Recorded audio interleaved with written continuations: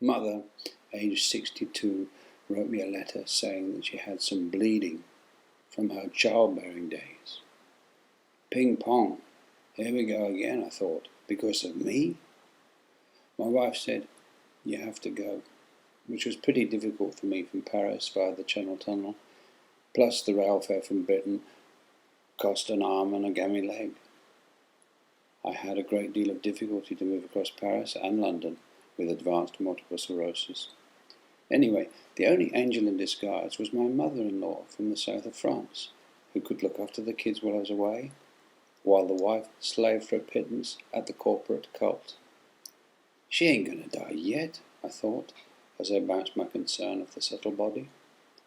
Still, mother-in-law was going to save the day again. Tickets for cheap flights via Amsterdam, booked by my beloved, and off to Blighty I was. Now it's a good point to mention that the subtle latif seems to be influenced by culture. There are 5 colours in the Arabic culture, and the same 5 in the Chinese and Tibetan systems, yet 7 in the Indian chakra system. But MS seems to involve opening the box entirely and leave yet even more colours, including clear light transparencies strewn all over the shop. So why was I limping on one leg on a cheap flight marathon to visit a difficult character who wasn't going to croak just yet? A good opportunity to buy British cassettes for my kids anyhow. A deeper, introspective, subtle inquiry revealed to me that she would die eventually. So I suspended the family battle and tried to make her an imminent departure as comfortable as possible. I waited until Father called me again 6 months later to say they were going to do a exploratory hysterectomy. She's not going to get any better, Dad, I said in the hospital car park. She's going to die. And this was confirmed by an electric flash in my head. The operation confirmed that cancer had spread up to her diaphragm.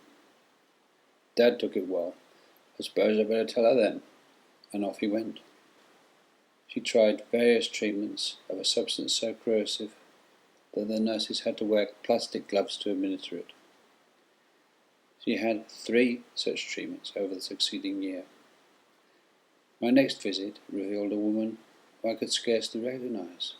Skeletal. I'm not going into hospital again, she insisted.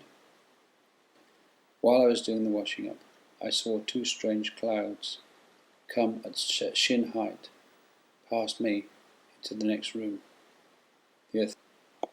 When the time comes, I said gently when Dad was cooking supper, I should drop off the branch like a ripe plum.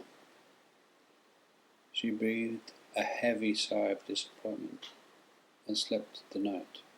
At midday, Dad was cooking yet another meal, trying to tempt her.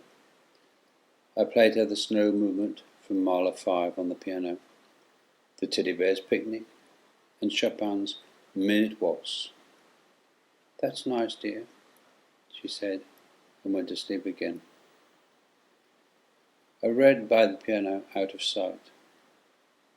I heard a rasp of the death rattle as the remains of her spirit left. I whispered, fly away, don't hang around, there's nothing for you here. And then I called Dad. And then the ambulance crew asked me if they needed to come quickly or should they just let her go.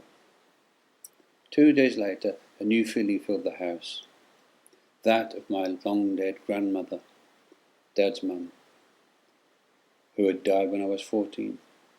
6 months later, I prayed to my mother. So, thanks for all you did for me, Mum. A golden light winked at me from afar, the other world.